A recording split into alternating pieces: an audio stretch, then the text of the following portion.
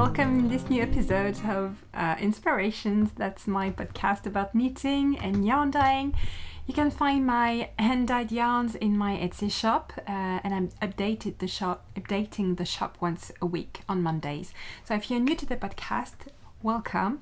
My name is Christelle, and you can find me on Ravelry and Instagram as Tricot et Stitch. That's also the name of my website.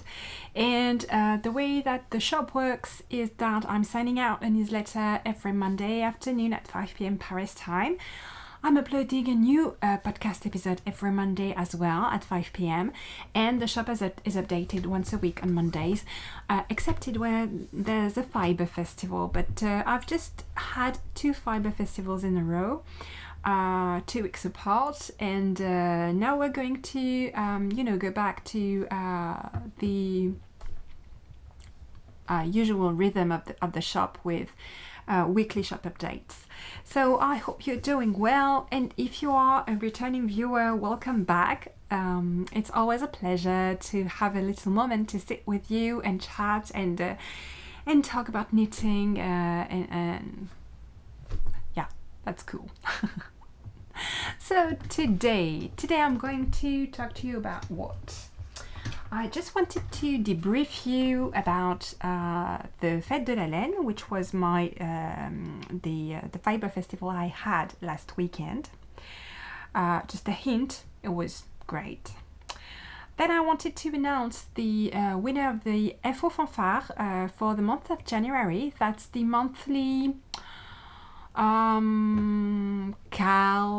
I'm randomly awarding a prize every month for the project, the Tricot et Stitch project that you share on social media. So I'm going to announce the winner for that. And then I'm going to talk about the February sock for the Almanac of the Sock Knitters Almanac. We'll talk a bit more about the socks as well, and about mending socks. And last of all, I'm going to share with you what's new in the shop. There will be a big shop update. Because I got my email delivery too late for the festivals, but right in time for the shop update.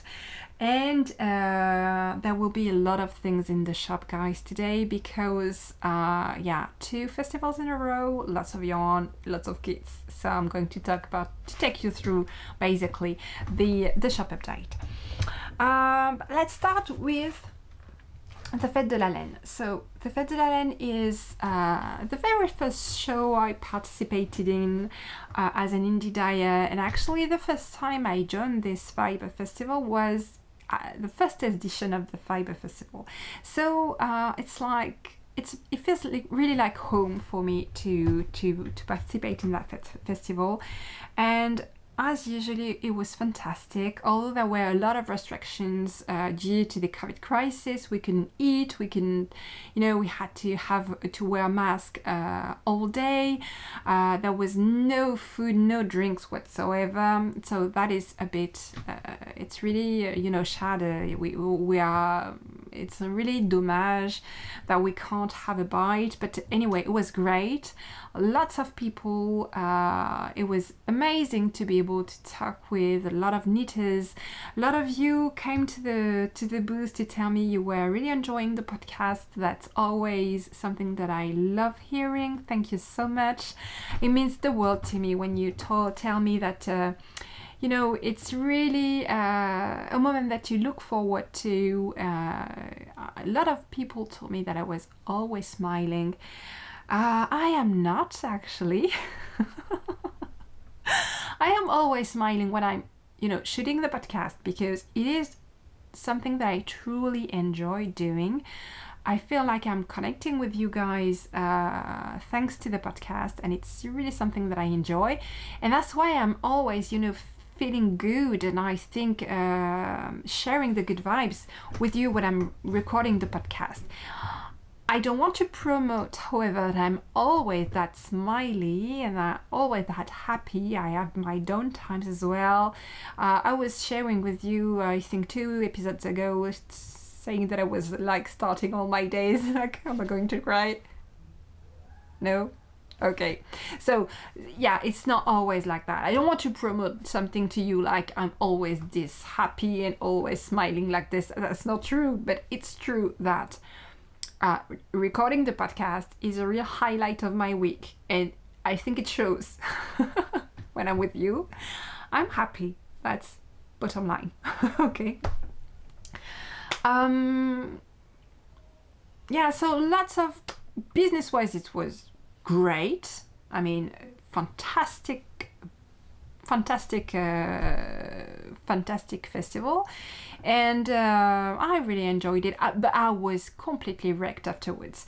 Although it's close to home, I can sleep in my own bed, and I don't have to travel very far. It's less than an hour drive to go there. I mean, it's really exhausting because I had to, wake up very early, end the day very late, be back on the Sunday, and this week I took the time to rest. I took this time to listen to my body as well, because my body said, okay, my body was not having it, me getting back to dying. Like initially I was planning to go back to the studio and start dying again on Tuesday. And my body was like, no, just wouldn't let me. My back hurt a lot. I think I pulled a muscle or something. Well, taking all the yarn to the booth, from the cart to the booth, and so forth. I needed the rest. So I took time to rest. Just to do nothing, just to enjoy being at home with the kids. And I had my two sisters come yesterday to have a little celebration for my middle sister birthday. It was great. Initially I was a bit stressed out because I felt like I had a lot to do. I was procrastinating because I was resting, but there was this little voice in my head telling me that I had to get back to work, and I was resting more than initially intended.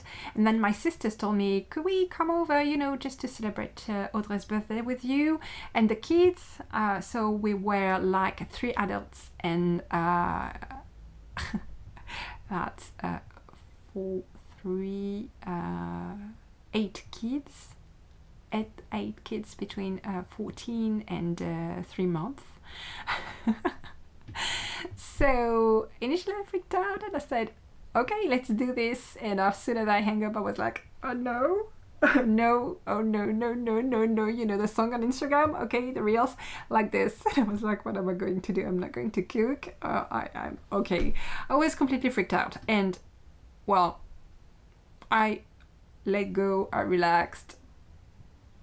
I decided we would go eat outside. I ordered a birthday cake from the boulangerie, and we had a wonderful time. And I didn't know that's exactly what I needed, because the time off I took and seeing my sisters and having a laugh and seeing all my nephews and nieces and just enjoying myself, not working, it was exactly what I needed to be boosted again to get back to work. And I was actually itching to get back to work today, so that's cool.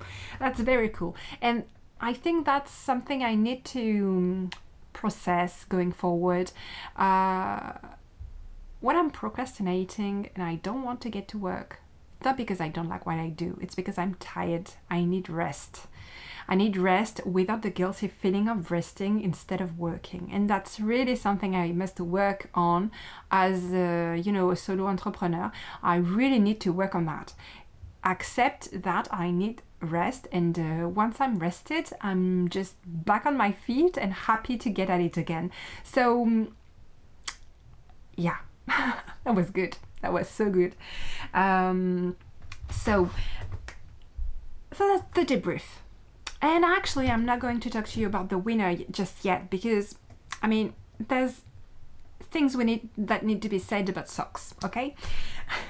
Bear with me 1 second. I don't know if I talked about that in the English version of the podcast, because sometimes I guess, things get lost in translation, maybe, I don't know. I talk about some things in the French version of the podcast. I don't necessarily talk about exactly the same thing in the English version. It's really two, parallel versions of the podcast, but each one exists on its own, okay? And if you're watching both versions, that's congratulations to you. You might have noticed that it's not the strict translation of the French version and vice versa. They really exist individually.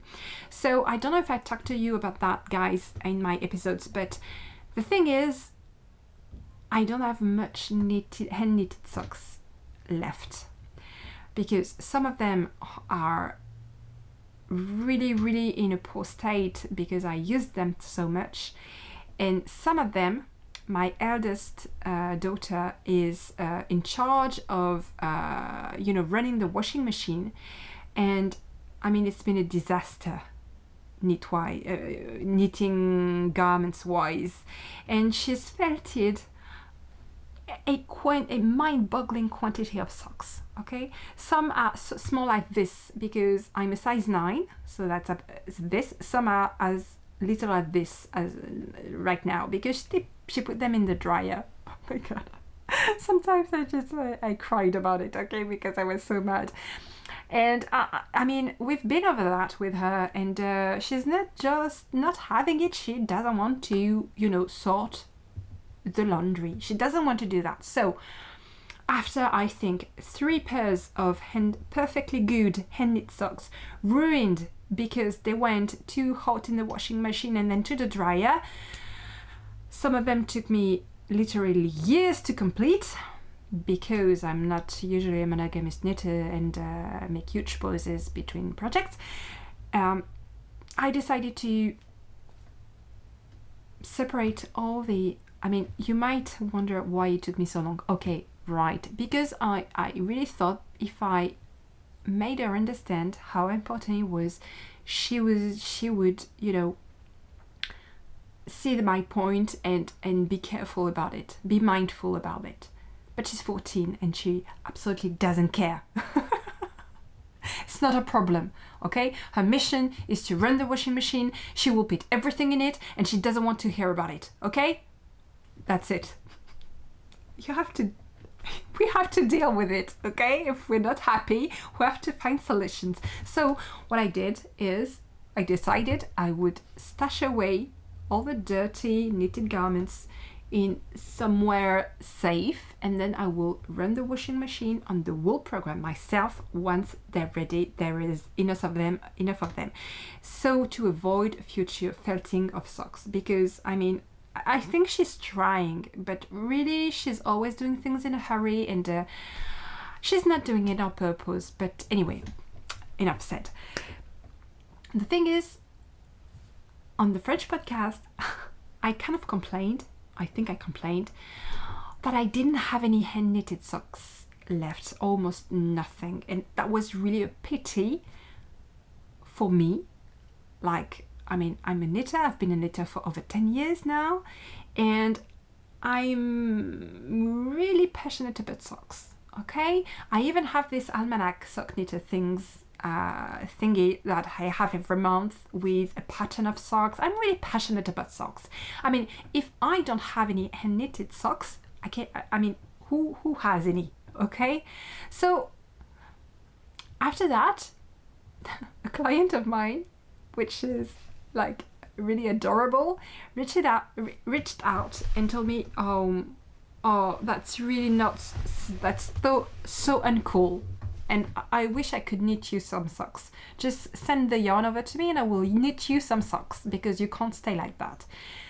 And although I was very, moved by that, I was like, okay, I might have been a bit over dramatic there. That was not the goal, like to entice my viewers to knit me some socks. Like, please, I am a sock, and I don't have any more socks left, so please knit me some socks. That was not the point, okay? I was not complaining to get some socks knitted out for me. I was like just stating a fact, okay? And that made me think that I did have some socks. I actually have loads of hand knit socks, because since January 2021 I started this knitting, you know, this yarn dyeing club with a new colorway every month, with a sock pattern that I knit. I had friends helping me knit the pairs, and I actually over 13 pairs almost ready to be worn that I won't wear because I want to keep them for whatever reason, to have them at my booth, to show them to clients, to, you know, to show how the colorway knits up.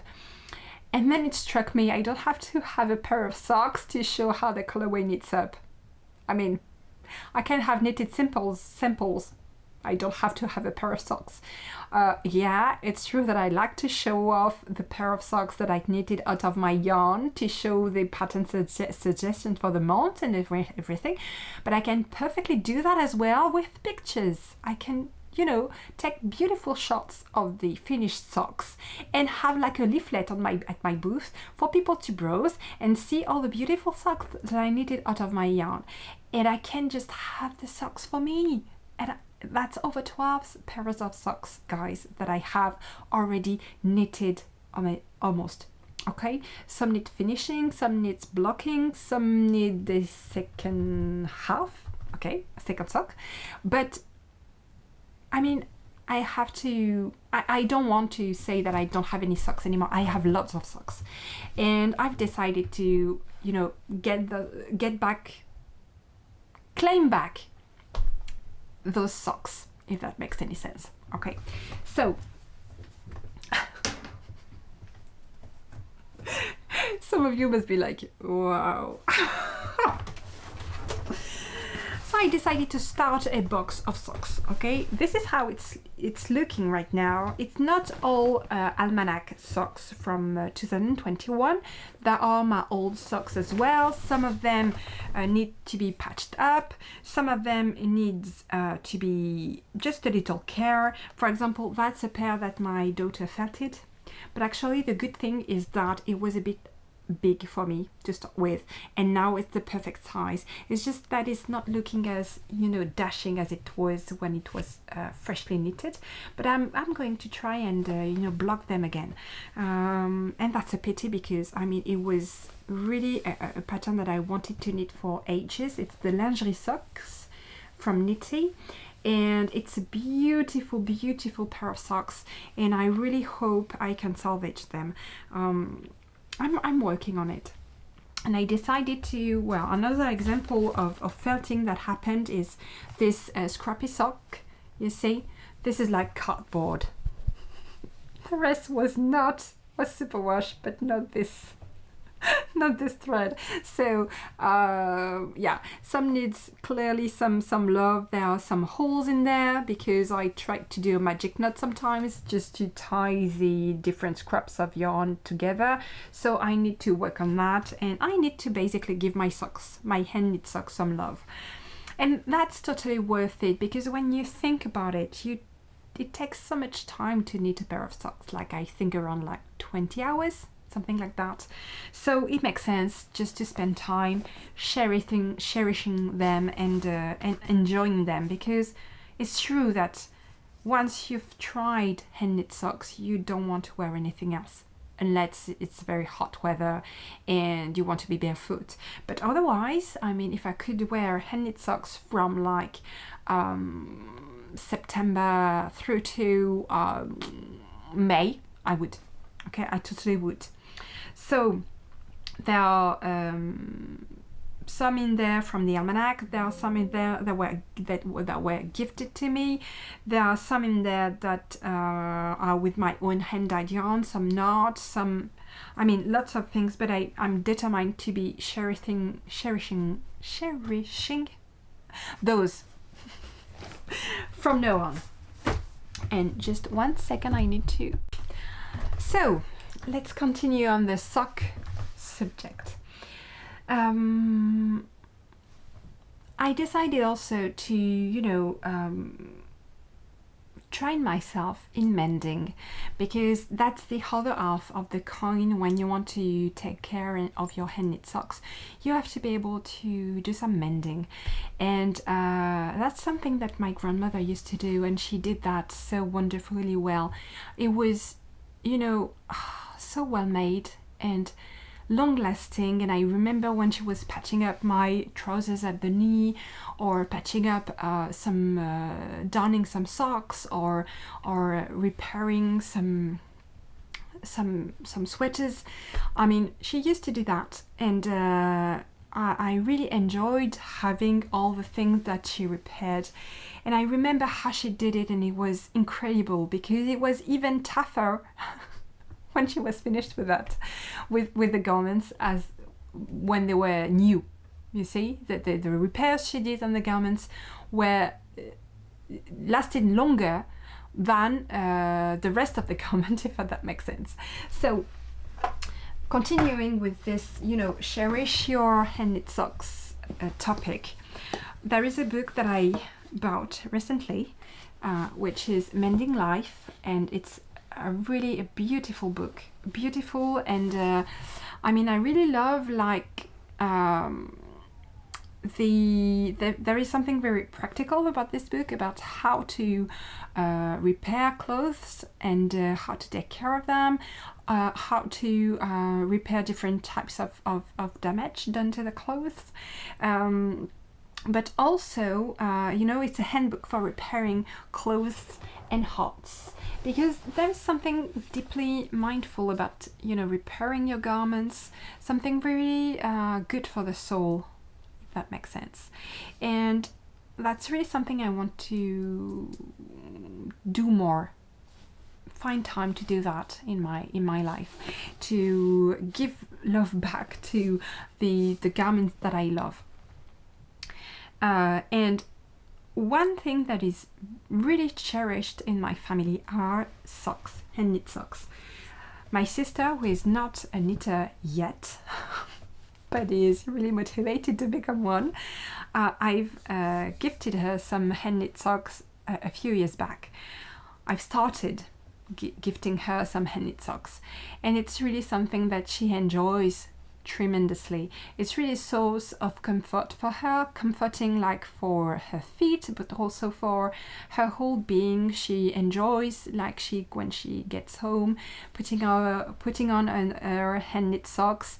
It's like, I think she thinks of me, like, when she puts them on. I think she thinks it's like really her hug, or a proof of love, and you know, feeling that you are loved by your family. And it's not just socks, that's what I mean. It's not like just store-bought socks, okay? So the socks that I gifted her, like, a few years ago, were really in dire need of mending. So there was some that were really used threadbare, so no holes yet. So I was able to Swiss darn them and repair the parts that were really threadbare. And then there was those. So that's the amount of damage that her beloved perf sock sustained. Same thing on both sides, on both socks. So that one I have not repaired yet, but the other side I tried my hand at visible mending, and I on purpose chose a color with her that was really at odds with the yarn that I initially used. It's neon yellow. And I tried to repair it the way my grandmother used to do. And I mean, it's not perfect, far from it, but I'm so happy about it. And it was so comforting to just repair something that I spent hours knitting for her, with a yarn that I loved. And I'm so happy to have given a new life to those socks. So they will, of course, need a bit more of patching in the future. Maybe the next time will be the back of the heel, or I don't know. The thing is, they bear the mark of the love we have for them. okay, and she was so happy. So I did that one. I'm going to do that one next, and I think I really enjoy doing that, at least as much as I love knitting socks. So I'm very happy about that. The tools I bought to do that, so I have the darning needle, your regular darning needle, but I also bought two other things to help me. I bought a darning mushroom like this and a darning egg. And I really would like to find a darning gourd. It's something that they mention in the book Mending Life, but I didn't find anything online, like, I mean, at a good price for me. And I found a lot of darning gourds that were held in museums, like medieval times. So I don't know if you have any clue where I can find an affordable one. I know that if it's handmade, it won't be necessarily affordable, but if you have any clue where I can find one, because basically what you need to darn sock like this is that with a handle. You know, that's the basis of a darning gourd, I think. So yeah, I definitely would like to get one. So that's the other part of the Love Your Socks. That's the darning part, and I'm really happy about that. And also for the Sock Knitter's Almanac, for some socks I had no second sock. So I started to knit the second sock of some of the pairs, just to, you know, complete the pairs and enjoy them once they're done. So one of the socks for which I didn't have the second side was this one. So that's the hat heel sock. I don't remember by who. You'll find I will put the details in the show notes. But that's the AVI version of the sock that I love. And I decided to knit the twin. I made the AVI in another color, and I'm really enjoying doing that. And I mean, I find it really, you know, I think usually I like to rush in new cast ons, new projects, new shawls, new everything, and this time I'm taking the time just to complete my ongoing projects, to complete unfinished projects. And I find this really appeasing and peaceful, and that's exactly what I was looking for, because I'm really looking for more peace and mindfulness in my daily life, just to, you know, stop rushing around, stop running around, and just enjoy things now, and not always rush to the next new shiny thing, which I've been doing a lot. In knitting, I'm more reasonable right now, although I did exactly that for the new Frosted Pumpkin Stitchery cross-stitch pattern. I cannot make progress in every area at once, okay guys? It's not possible. So now I'm making progress on knitting, and I feel like that helps me, you know, make progress, like in it's growth, it's personal growth, even if for the moment it's about knitting. It's not only about knitting, it's about life. Still, I actually did it again. I bought the latest pattern and kit from the Frosted Pumpkin Stitchery. That's about Red Riding Hood. At the beginning, I didn't think I would be interested, because I mean, I know the story. I was not really that engrossed about it. So, well, but I saw the second clue, and I mean, it's absolutely lovely. Look at that. Look at the house. I don't know even how I managed to stay away from that little house. And then I saw the patchwork, you know, patchwork quilt, and which the wolf is lying down. That was me undone. Okay, I was like, okay, I have to have it. I have to stitch that. It's so cute, absolutely stinking cute. So I kept in, and I bought the pattern, and the kit from the Homemakery. The Homemakery in UK has all the kits for the Frosted Pumpkin Stitchery if you don't want to order from the United States. There you go. Okay. And so, talking about the Almanac, Sock Knitter's Almanac, I'm done with the first sock of the pattern I improvised for this month's colorway, so that's Druidesse. This is how it knits up.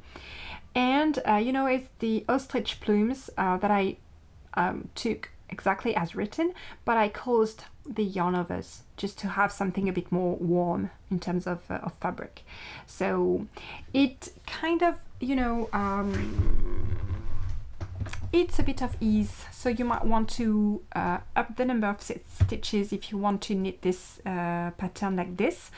You can head over to my Ravelry group. There's a thread called the Druidesse challenge, and you will find the chart to knit. This is your regular vanilla, you know, sock with 64 stitches, and it's a regular top-down sock, like really vanilla. And you can just incorporate the chart that I gave you on the discussion thread if you want to knit those socks. It's really simple. You just have to increase your number of stitches from 64 to 66 to make room for the whole chart, which is 33 stitches wide, and then it's really cruising from there on, because it's really easy to remember. Because the yarn is variegated, I just had to keep track of the repeat because I got lost in my own pattern and I had to read back twice just because I got lost and end up repeating the pattern one part of the pattern way too much. But otherwise it was a really enjoyable knit, and I intend knitting the second half. And you must wonder, if you've been following me for a while now, that's a lot of knitting done for only half of February, because I started that beginning of February. That's a whole sock plus almost half a sock knitted out there, and that's because I'm quasi-monogamous. I'm still, yeah, I don't have much on the needles right now, and it's true that when you don't multiply the ongoing projects, well, it goes much faster. Okay, so that's so cool. And that's it for socks, guys. But yeah, definitely big love for socks, for hand knit socks.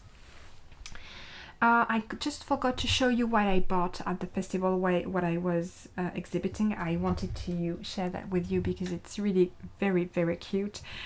Very quickly, before I move on to the shop update, this is from Les Amusements d'Em. You will find the links in the show notes. It's little stitch markers made out of crochet, and you have a donut with little beads. Look at this, it's so cute. Another one, couldn't choose. I have a lovely cupcake, adorable, and a hot beverage. Coffee or chocolate, I don't know. So I bought this, and I bought this absolutely gorgeous project bag. Like it's in the series of the forest dwellers portraits, and it's from Wool Bags. Again, I will put the link in the show notes, and I think they are my favorite brand for handmade bags. I really love their color choices. It's beautiful. The pattern, the handle has sparkle, and I mean, it's beautifully coordinated and it's very well made. So I have I'm actually following a color work lesson training by P4 Chen. That's Knitography form. That's great. I'm not as focused on that as I wish I would, but yeah, that's where my beautiful color work project is living right now. And actually the colors are totally coordinated, so you see. That's cool. Not much to show you guys for the time being. I will show you more once I've made some more progress. Oh, and there is something I forgot to mention. I will not have the socks at my booth anymore because I'm going to wear them, but I'm actually in the process of knitting and crocheting some samples of my Almanac colors for you to see actually. So my ambition is to be finished with the samples by the end of next month for my next show, which is in Rambouillet. Like the name of the sheep, Rambouillet, which actually comes from Rambouillet. So I'm going to be a vendor at the Fête de la Laine et de la Tonte at the Bergerie Nationale de Rambouillet, which is absolutely exciting for me. I'm very happy about that. And so I've started to knit and crochet some samples of my colors. So this is Druidesse, the February colorway. This is Lune du Loup, the January colorway this year. And this is completely out of a chronological order, My Taille Bleu, which was the colorway for August. And I really love to see the difference between the crochet and the knitting. It doesn't look the same at all, and I really like how the colors play on crochet. It's beautiful. It's really lovely. So I'm actually very enjoying knitting and crocheting those. And now you know everything, and I'm going to show you guys what's new in the shop, because one of my best selling items out of France are actually the aimable products. So I know you guys love them. I'm going to show them to you. I have new series to show you, new products, new series. I'm going to start with the projects bag. So first of all, the classics got a relooking. So you have your sheepin sweaters, which is a bit more crowded than it used to be, with the addition of new hues and little lamps. Lovely, with beautiful colors that I think complement the rest very well. And I even like this one better. It's beautiful. So same treatment for the woolly puffins. You have some with glasses as well now, and they're absolutely cute. Love them. And then you have the other woolies, same treatment, much more crowded. Alpacas and llamas, beautiful Angora sheep, not sheep, goats. And this time around, you've been asking for them. I know you wanted them. You have the big zipped pouch with the other woolies design, as well as the little purse. So that's brand new products in the shop, and I'm so happy to be able to offer them to you now, because I mean, lots of you have been asking for them.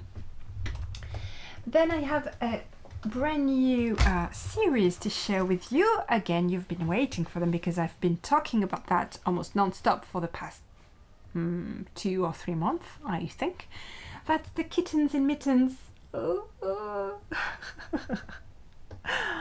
These are so cute, so cute. So you have the big drawstring bag, you have the zipped pouch, this way, it's better, and then you have the little purse. I've put also a lot of coordinated stitch markers in the shop, and then you have the little tin boxes, coordinated tin boxes. What else? You have... Oh yeah, I decided to try and offer you some coasters, coordinated coasters. There are 4 in each pack. So that's the kittens in mittens and the other woolies. I don't have the mugs anymore, they are sold out, but I will have them soon. Then you have new little magnetic notebooks, kittens in mittens and other woolies. So you have this magnetic thingy at the back to put them on your fridge door if you wish to. Very handy. I have the other woolies bookmark as well. So all that is new. All that is new. New project also is the weekly planner. Very handy. Just to have, you know, sitting on your desk and to see your week just at a glance. And I have also that with the shipping sweaters and the woolly puffins. Two new other products are the A5 notepads. So this is the front for woolly puffins and shipping sweaters, and this is the back. It's lined, very handy as well. Then the completely new series arriving in the shop, which is absolutely gorgeous. It's the butterflies. So lovely. Reminds me of spring with all flowers. Beautiful. And in the series you also have the notepad, magnetic notepad, the bookmark, and the coaster. As soon as I can get my hands on the mug and tea tidy, I will. Then I have this new tin, round tin, which is lovely. So I have the butterflies like this. And I have shipping sweaters and woolly puffins as well. What else? Oh yeah, Stitch Birdies, the little mini tin. The design is changing, so if you had the other ones, those are gone forever, and this is the new design, which is absolutely lovely. I love it. And yeah, I have a huge quantity of pins to show you, but before I wanted to show you this is my absolute favorite item from the latest delivery.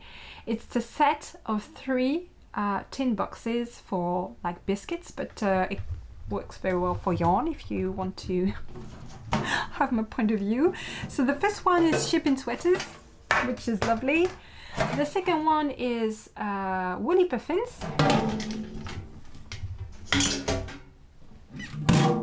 Like this, and you can hear there is a third one in there. And it's ta-da! Other woolies. How cute is that? So it's a set of 3. Okay, and it's in the shop, and it's big. You can see it's bigger than my head. It's really lovely. And then it's very noisy as well. I have a lot of pins, new pins to show you. So I have 2 little kittens in mittens design. Here they are. I have 2 other woolies. I have a penguin. I have 2 new shipping sweaters to add to your collection. Oh yeah, and the red ram is back in stock. I have these cuties as well from the butterflies series, so the beautiful butterfly and the bee, bumblebee I think, and then a lot of new puffins. So those 3. The one with the glasses is very funny. And my favorite, my personal favorite, the knitting and the crocheting puffin. So cute. And here you go. That's it for the shop update, which is already a lot of things. There is also new quantity, new stock on a lot of things that were out of stock, that have been out of stock for a while now. Some of the things are still out of stock because I had a huge delay in getting my orders. So when I ordered things that are out of stock now were in stock when I placed my order, but because the rules Around VTA changed at the 1st of January. I had really a hard time getting my order. I had to wait a lot to get it. But don't worry, I will put a new order. I think I'll place a new order like in March for all the out of stock items as of today. And yarn-wise, I think I'll put in the shop all the kits. So there will be Westward Wanderer kits, there will be Réconfort kits, there will be Première Neige kits, a lot of kits, all the kits will be in the shop today. And if I have time, I will also put the single skeins, but I think it might be next Monday. Not sure about that because it's still Thursday today and I don't know if I will have time to, you know, finish everything. Anyway, anything that's not in the shop on Monday will be in the shop next Monday. That's the plan. And that's it for today, guys. So thank you very much for sticking around until the end. I will be very happy to see you next Monday with hopefully more knitting. Again, thank you and have a lovely week. I will be happy to see you next Monday. Bye bye, guys. No, it's me again. That's something I completely forgot to talk to you about, but you might have Googled at it during the whole episode. I'm actually in my little one's playroom because you've been several to ask me about my collection of My Little Pony from Generation 1, and I just wanted to, you know, have the opportunity to film the podcast in the kids' playroom, which is one of my favorite room in the house, and show off my collection, part of my collection of My Little Pony. So those are only re-editions from starting from the 30th anniversary, so not the original vintage ones, but rather new versions of the vintage ones. So I love them so much because they are really very close to the original ones in terms of look, not in terms of feel or texture, because the original were very, you know, soft and subtle and supple. But those ones are kind of hard in terms of plastic, but I really love them nonetheless. All those are scented. They smell heavenly. Those behind are amongst the first ones that were issued. These ones are super cool because you have the Stranger Things version of Applejack, you know, from the Upside Down. And even his beauty marks or cutie marks are upside down, and it's absolutely cool. I love that so much. I think that's the coolest pony that I own. Applejack from the Upside Down. And all my original vintage ones are actually in a box, you know, protected from sunlight, and I am not skilled enough yet as to, you know, for repairing them, and I don't know the name in English, I don't remember the term in English, but you know, I really want to restore them to their initial glory. I have this one, which is actually a re-edition, and then you have this one, which is the original one. And I'm starting collecting them like seriously. I will be very certainly selling some doubles in the near future, but for the time being I'm just enjoying you know, extending my collection. And I have actually took a part of the playroom to put them, to display them, because they were all in a box, and it was a pity, and now I have a place where I can put them and enjoy their company. And I thought that was a good idea, just to, you know, for once film the podcast here and show you guys how they look. They are so pretty and I love them. I played with those when I was little, and some of in my vintage collections are actually my own from my childhood.